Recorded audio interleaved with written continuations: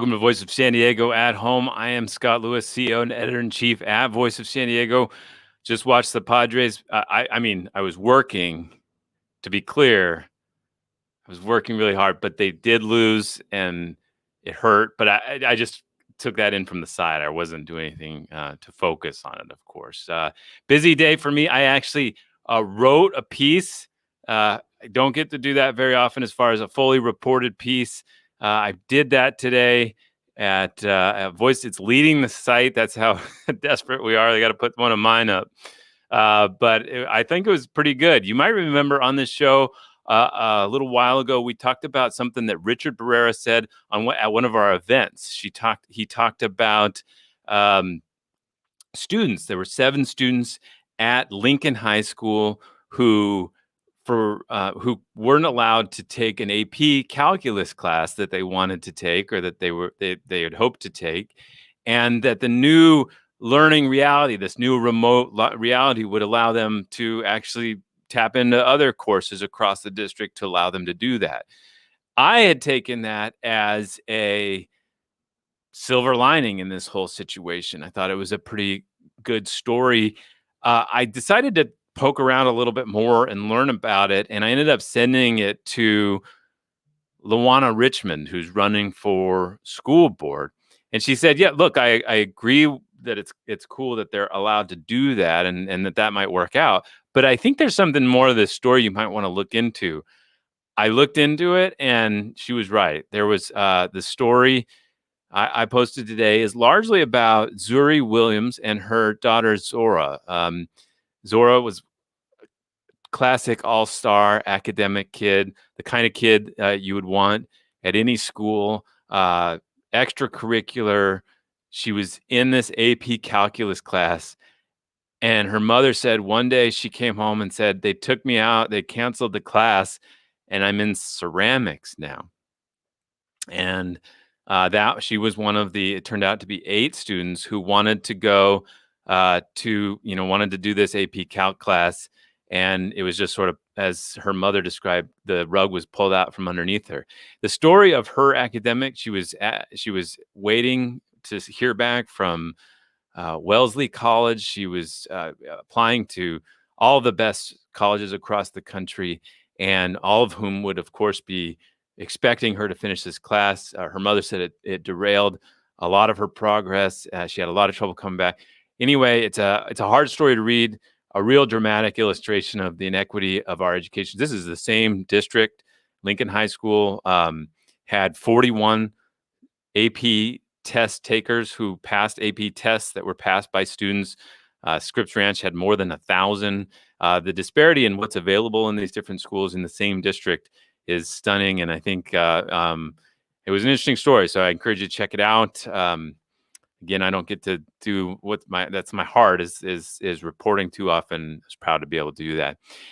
Big news today, of course, is this region is grappling with the reality that we're probably going to have to go to the purple tier. Purple tier.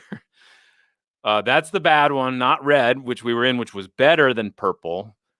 Purple's bad, and that's the one we're headed towards, it looks like.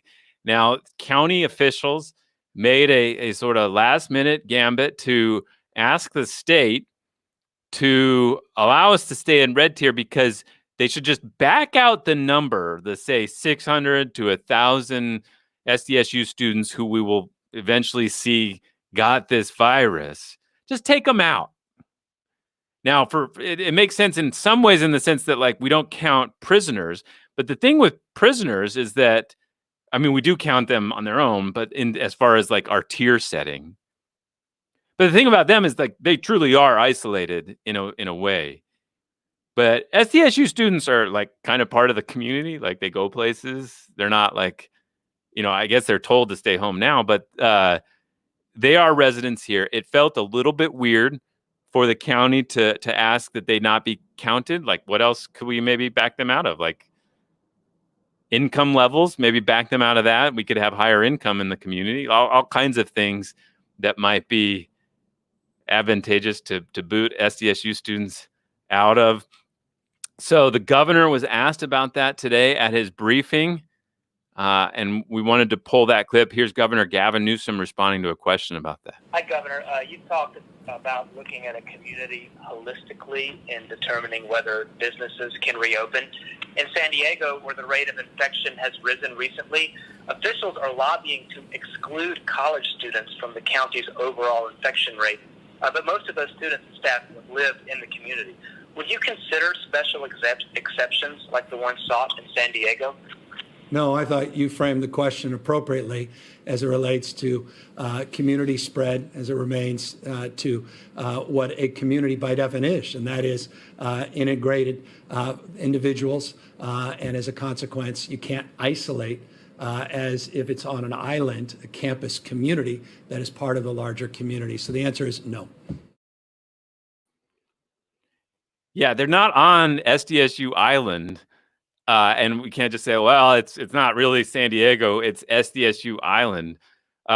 So they might have just tried to suppress the virus in other ways, but hey, maybe try to just boot SDSU students out of the numbers. That's one way to handle it. Anyway, prepare for a meltdown at the county. They are probably going to head to the purple tier. We're going to try to understand that, and to help us understand that, and a new story that came out about some of the data about where outbreaks are happening at KPBS. We found very interesting. I found very interesting. We've been following outbreaks for some time. So to help us understand all of these issues and these outbreaks, plus where the county is heading, I wanted to bring on KPBS's health reporter, Tarryn Mento, who did a great job getting some data recently, and I think can help us understand it. So let's bring her on. Hello, Tarryn. How are you? Hey, Scott. Good. How are you? I really appreciate you taking the time to come in or to come on and talk. Log on. Yeah, we don't go places anymore. I forgot about that for a second. Tarryn, tell us briefly just what you do at KPBS, what your beat is, and what it's been for the last few months.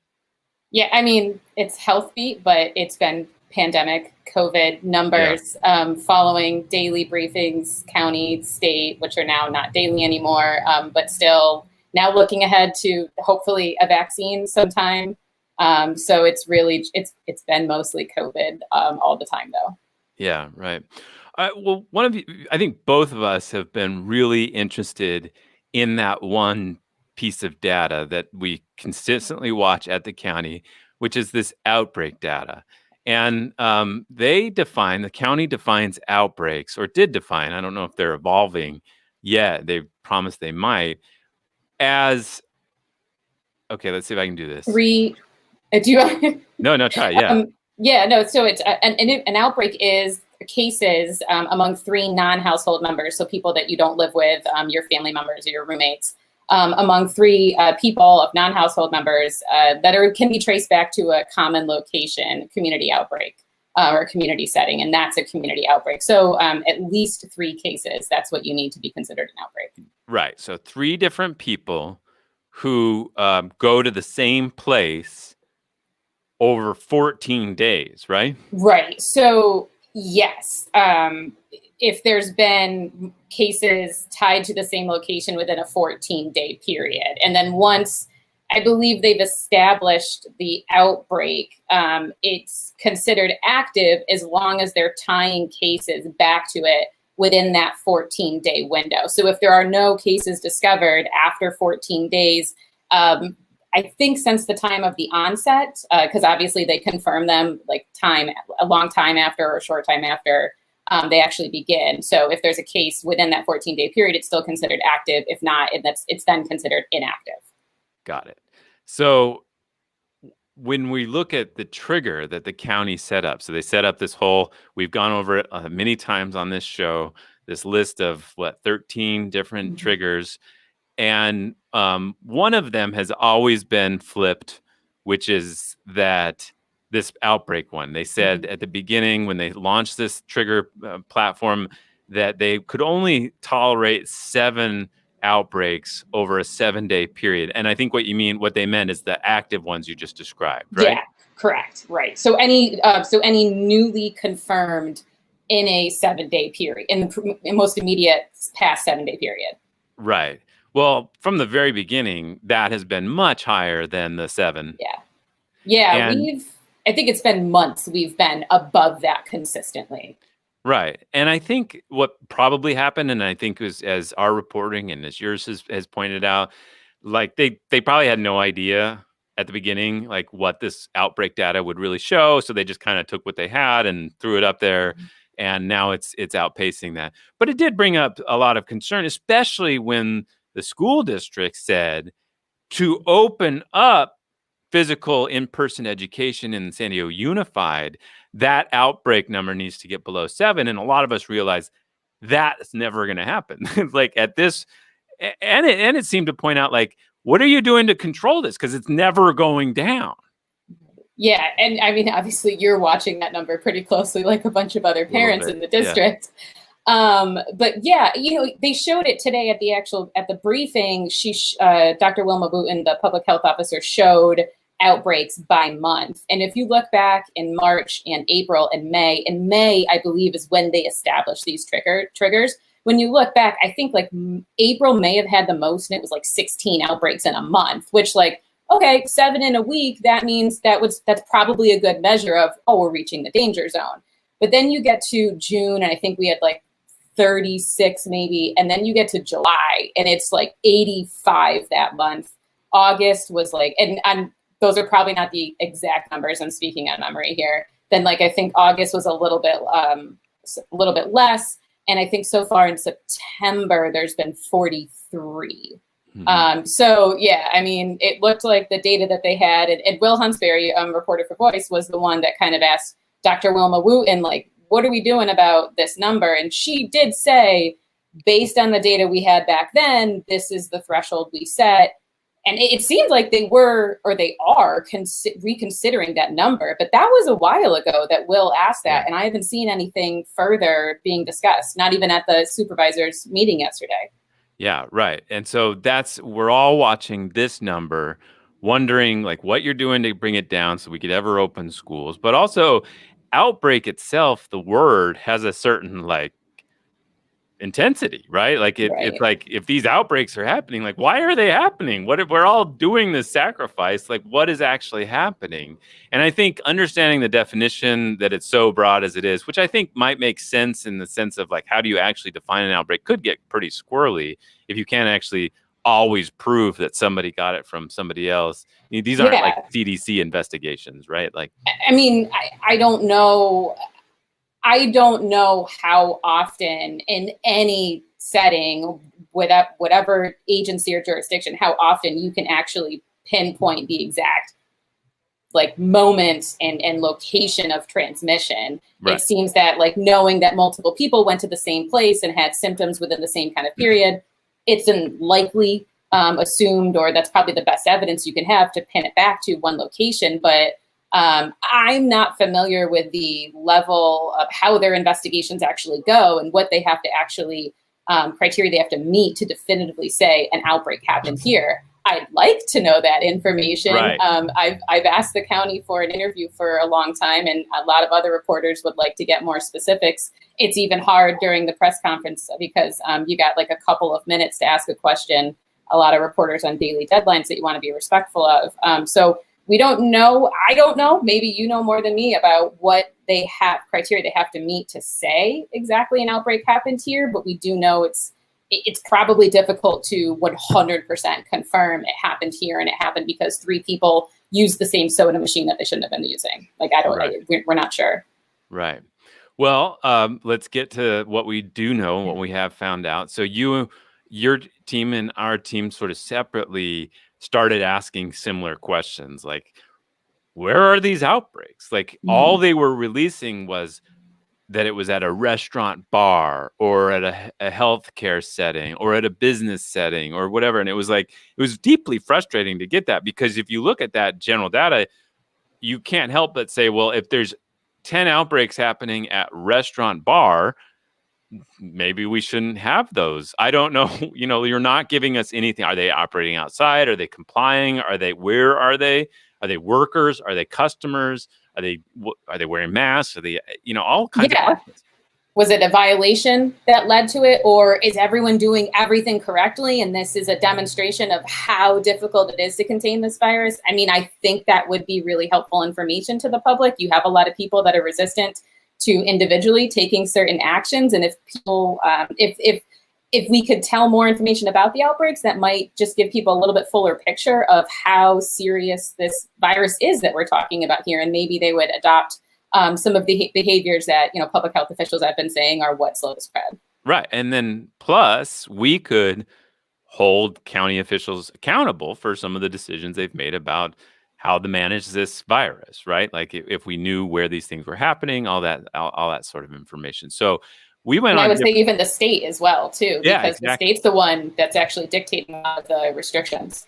Exactly. So we went about it different ways. Like we started asking questions. We put in a general request to the county for these contact tracing reports. They have hundreds of people out asking people where they were, how they got the virus, whatever. We wanted those reports, and we wanted to get more information on the outbreaks. You, I think, rather adroitly decided to ask for the data that some of these cities might have received. Now, we ended up getting so frustrated, we sued. You, as KPBS, joined Voice San Diego in that suit. But in the meantime, you had this request to cities to provide the data that the county was giving them about outbreaks within their cities or just around. Mm-hmm. And that worked. And this week, you published a story about what one city in particular had brought you. Tell me how that came to be. Yeah, so like a lot of us, I was filing a lot of records requests all in the beginning of the pandemic, and I reached out to a bunch of cities seeking emails referencing COVID, and I got in these batches of thousands of pages of emails, there were attachments that you could see the county was communicating with cities with spreadsheets and PDFs. So I saw so I saw one specifically that referenced outbreaks. And so then I went back to cities and asked for it. Well, give me the most recent, version of this attachment that I happened to see that you guys included. And I asked for it from more than a dozen cities.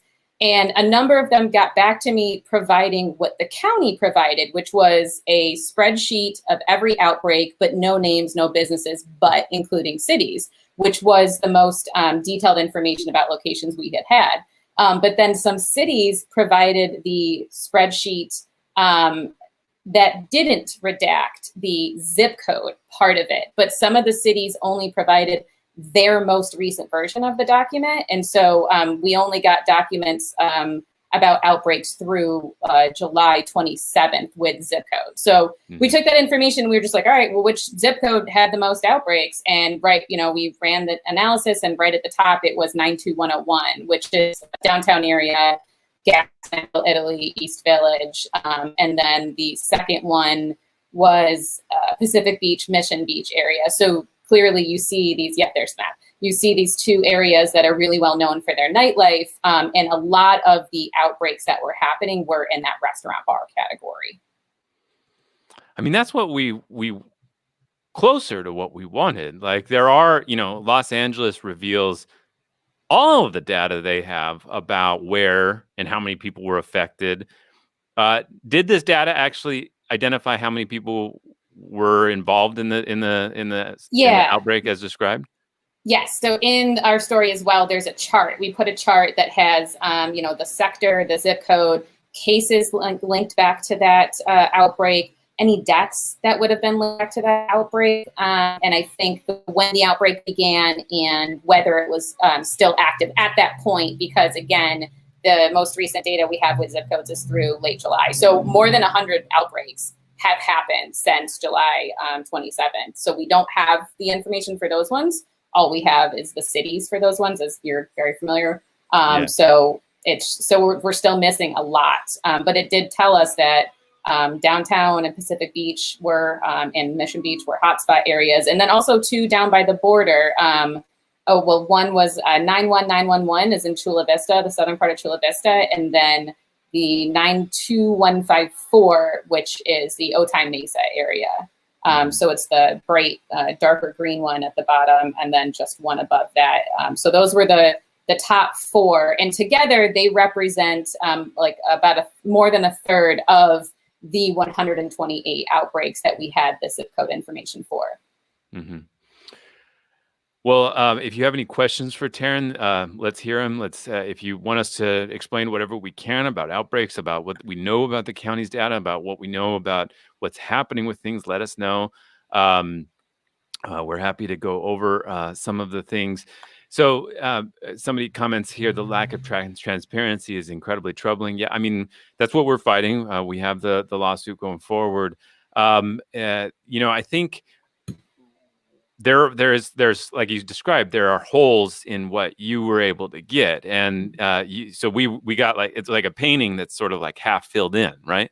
Mm-hmm. Yeah. And then you can look and you can see with the city data that San Diego Union Tribune published a graphic with that. You can see that most of the outbreaks, I think there was like 239 that they got data for because it was through the end of August, but only cities, and 129 of them happened in San Diego. So the zip codes kind of give us a little bit more information about where those are happening in San Diego, but still like 160, because today Dr. Wilma Wooten said there's been 280 community outbreaks. So now we know we're missing information about 160 of them, and with zip codes, and then like 50 or more of them with cities. So there's a lot more data to uncover. Hopefully we'll get it. Here's a question from Margaret. Yes. What can you tell us about 91911? Yeah. So that's Chula Vista. And so, like I said, with the other 2 zip codes, the downtown and PB and Mission Beach, restaurant bars like really were very prominently represented.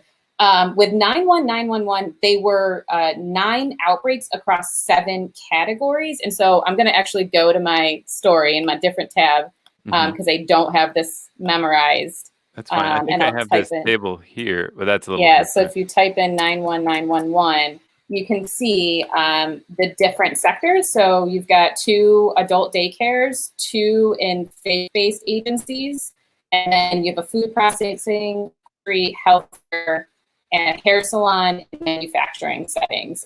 So as of the July 27th, only 2 of them were still active, and one started in the active ones. One started in a hair salon on June 27th, and there was 5 cases, and one started on July 8th in a faith-based agency, and there were 3 cases. And 2 of the outbreaks, one was had deaths associated with them. One was the one at adult daycare, which had 13 cases, 1 death, and one was a healthcare setting, which had 5 cases and 1 death. Yeah. I think that's what kind of gets me too. You said 2 things in there, a manufacturing setting and a food processing place. What's going on, right? Like they're literally protecting what might be a really interesting human interest or labor or just story about a place that may need to adapt differently, if put simply. So they're literally protecting in a way those, and that's their argument. They say they do not want to publicize or publish the data that they have because A, it will hurt the businesses that cooperate, and then B, it will make other businesses and other individuals less likely to cooperate. But the other side of it is that if they don't release that specific data, first of all, they do on this random occasion, like confirm certain outbreaks. But then secondly, it besmirches the entire industry when you talk about like restaurant bars or whatever, or food processing plants. You know, it's kind of a hammer for the whole industry.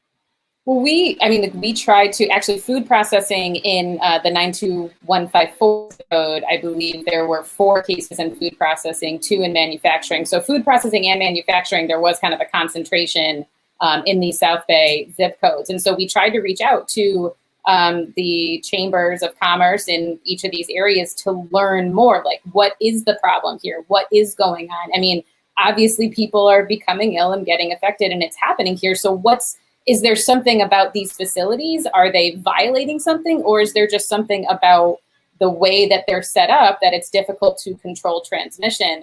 But the 2 groups that I called, they said that they didn't know the identities of any of the facilities that had outbreaks in the area, so they couldn't answer any of those questions. But, these business groups are also trying really hard to just make themselves as available as possible to businesses so they can help them interpret all of these rules, because there's a lot of them, and a lot of places have to invest in a lot of new materials to ensure the safety of people. But then again, you're like, so what's happening? Is that not enough, or are people just not doing it well? These are we don't know, because the people who I guess are close with the business community, they themselves say they don't know. And we could pick up the phone, I guess, and start calling every single food processing facility in 92154, but it's also up to them if they want to say, yes, we have had an outbreak and this is what we've done. So if any business owner is watching and has had an outbreak and wants to make sure that we really have the full story, I really hope you'll reach out to either me or Voice. So please let us know what it's like. I think we really are partnered on this one. Like, this is a public health necessity to be able to understand the data that's out there and make sure people have a working understanding, because part of the whole effort is we're going to have to live with a threat as a public health reality probably for a while. So how we best adapt to that equilibrium between living life and protecting people from this needs to continually evolve. And we can't do that without the best data. Right. Yeah. We have a question from, or I think just mostly a comment. This is Allison of Voice San Diego member. Hello, Allison. She said, outdoor, indoors, are the cases related to the shift? And these are all the questions that we have. That's why we're suing, because we want more information specifically about that. I know that, I think I've probably asked, but I know a lot of my other colleagues that are on the phone at these county press conferences are asking as well, is it customers or is it staff? Is it, keep hearing about outbreaks happening at restaurants and bars, but we moved outdoors and it's supposed to be safer outdoors. So what's happening? And Dr. Wilma Wooten didn't get into those specifics. She either didn't have them at the ready or was not willing to share them. We've asked a lot about the staff customer breakdown for a while, but she did say that, an outbreak could have occurred indoors way back when we were only doing indoors, and then have just continued, and then maybe we didn't confirm it until later. So when they are confirming and reporting new outbreaks, it doesn't necessarily mean it happened in the last couple of days. It could be like a month or right, because everyone's got to get tested. You got to get sick, then you get symptoms, then you get tested, then you get the results back, then you go through the case investigation process, then the contact tracing process, and all of that takes time. And then if we knew more about the county's process, we could get a better understanding of how long it takes. But so it's difficult. Yeah, so those are good questions that reporters have been asking, and we haven't gotten that level of detail. Here's one. Has the county reported outbreaks in childcare settings? So today, Wilma Wooten was asked about any schools that had been open, if there were any outbreaks. She said no. But there were a couple that came up for childcare settings, but it didn't seem like a prominent one. I'm not familiar with it being one of the main categories where they're seeing a large amount of a large amount of outbreaks. The interesting thing I thought today about Dr. Wooten's response was the reporter actually, who texted in the question, so wasn't able to ask follow-ups. The reporter actually said cases and outbreaks. So, and if a case occurs in a classroom, that classroom has to shut down for 2 weeks. Because if 5% of a classroom's attendees, so staff or students get a positive, then they have to shut down. And so Wooten's answer focused on outbreaks. And so I was interested to know if we have seen cases in classrooms having to shut down. Yeah. That's an interesting observation about what she said. And she didn't quite address the whole thing, which isn't uncommon sometimes in these briefings, right? I don't think they're sad that they don't have to listen to us follow up at these places, right? Like, you mean with the it's difficult because I understand and I appreciate them. I appreciate them getting up there, knowing that we come at them with all of these questions and are demanding more and more information. So sorry, that's my dog. I do appreciate them doing that, but I've had outstanding interview requests for a very long time to be able to give them the time to fully answer questions And they're not meeting those requests. So that's very frustrating. Yeah, no kidding. Here's a question. I think, has the county provided info that summarizes what the contract tracing are finding about how it's being transmitted? If not, why? Yeah, so that's a really, I personally, especially at the beginning of the pandemic, I took every one of those CDC or World Health Organization like deep dive investigations. I just loved reading them of like, this guy went to a funeral and then he went to a birthday party and then, it spread this way and this way. And then, and to be clear, what we're hearing from the county is these contact tracing investigations are nothing like that. They're much more just surface level information. So, but that's part of the point. We don't know. We have no idea specifically about what they're finding out with these investigations. And they claim to have like 40,000 investigations now. So they should have a mountain of data that if we could allow public access to, perhaps a lot of us could do work to help the county literally understand exactly where the transmission is occurring and maybe what we can do to adapt and continue to have economic activity while suppressing it. Right. I mean, with our analysis, we reached out to the county to say, hey, we saw that, places with a large concentration of bars and restaurants and known for its nightlife had more outbreaks. I would assume that they know that too. And so we wanted to hear from them, and they wouldn't even respond to the request for an interview.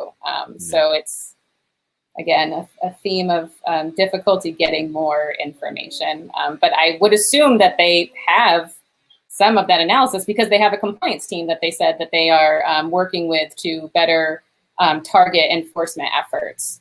So that would be, I would assume that they would use data to inform their compliance team. Yeah, makes sense. Well, let's finish this off. So I don't know, actually, to be clear, did we go into the purple tier yet, or did we just qualify for the purple tier and we might go into it next week? So my understanding is we have met 1 week of purple tier data. So every Tuesday, the analysis from the state will come out showing what our number is, and that reflects the last 7 days. Right. So we've had 1 week of purple tier data. So if next Tuesday we have another case rate in the purple tier metrics, then that should mean we move to the purple tier. But, we know that the county, as you mentioned earlier, was trying to kind of push the 702 SDSU related cases out of the equation, and the governor quite clearly said no. But I do think that I heard Supervisor Cox today say that they were going to have a closed door. He called a closed door meeting of the supervisors tomorrow to discuss next steps. Because I believe yesterday there was discussion at the supervisors meeting about, I think, breaking away from the state, or like, what will we do if it continues to tell us that we are in the purple? Well, that's an interesting point, because if they try to have a closed session, the only reason they could do that is if they were considering litigation, right? Like you can't just meet in closed doors without. You're definitely the expert on that. I mean, I'll tell you, I was listening to it just before. I'm kind of doing some other things, and I believe he did say he was calling an emergency closed door meeting. Supervisor Cox. Now I'm a little concerned because I thought you listened to the meeting or the news press. I listened to some of it. I didn't listen to the whole thing. Yeah. I will try to go back and re-listen and put out a tweet to actually quoting his words to make sure that I got it accurate. Wow. Yeah, that is really intriguing. So just to be clear, if we go to purple, that means that everything indoors except for salons and nail salons, I think, any stuff like that can stay. But restaurant indoors, no more gym indoors, no more churches indoors, anything gathering indoors, that's out. You can go get your hair done still. It turned out to be a flashpoint issue across the state, really, not just the Pelosi thing, but there's a lot of people that I didn't quite realize were very passionate about being able to get into the salon again. And that's still going to happen. You can still do that. Right. That was something that when they first made this new tier system, I was surprised to see. I didn't realize because when you were on the monitoring list and the governor said purple is the new monitoring list, you couldn't open. All hair salons were outdoors. But then when this came out, the one difference was hair salons are now you can go indoors. So it doesn't seem like any changes will happen to that sector, but obviously a lot of big ones for businesses that just could start, that probably are maybe just opening their doors indoors because of all the efforts that they had to put into making sure they were ready for indoor service. Right. Well, none of the viewers want to see me rant about that again. I still have my keep the rage in check. Do you still have can I see the sticky note? Do you really have it? No, I'm not going to show it. Well, this is great. Thank you so much. We're going to keep following this. We're going to keep working together on this lawsuit, and we're going to keep trying to get more information. Any last things you want people to know? Where can people find you on Twitter or anywhere? I'm pretty active on Twitter. I try to be. It's at TB Mento. And then obviously all our stories are at kpbs.org. And if you want a quick way to find my work, you can just go to TB Mento on Twitter, and I have a URL to my bio page with all my stories in my bio. Okay. Well, here's a fan. We actually do want to see your rage. That's for the Friday Five. We don't want to. Tarryn's from a respectful outlet. Will protect her image for now. Thank you all for joining, and thanks, Tarryn. Great work, and maybe we can check in with you again as we get more data. Absolutely, yeah. Thanks so much. All right, take care. Bye. Thank you. Well, Tarryn Mento, great work there. Thank you all for joining in and for following all these issues with Voice of San Diego. If you want to check out my story, go to voiceofsandiego.org. A story about Lincoln High School and one particular truly gifted student and their struggle there to get what they needed. I really appreciate all your time, and please go to voiceofsandiego.org/politifest, or you can just type in politifest.org, POLITIFEST, to get more information and to register for Politifest this year. It's almost a week long. Every night we got city council debates. We got the Encinitas mayor's debate. We got the 2 congressional races, Darrell Issa versus Amar Campa-Najjar, Georgette Gomez versus Sarah Jacobs. The debates are going to be fiery. They're going to be good. We're really excited about the lineup. We've got moderators from KPBS helping us, from NBC. We've got Alon Stevens from The Tracer. He's going to do an interview with Javier Becerra, the AG, the Attorney General, about policing in California.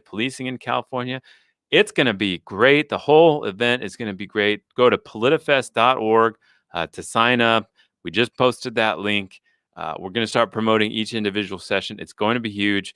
Thank you all for your support. Check out my story and all the other stories at voiceofsandiego.org. Have a good night.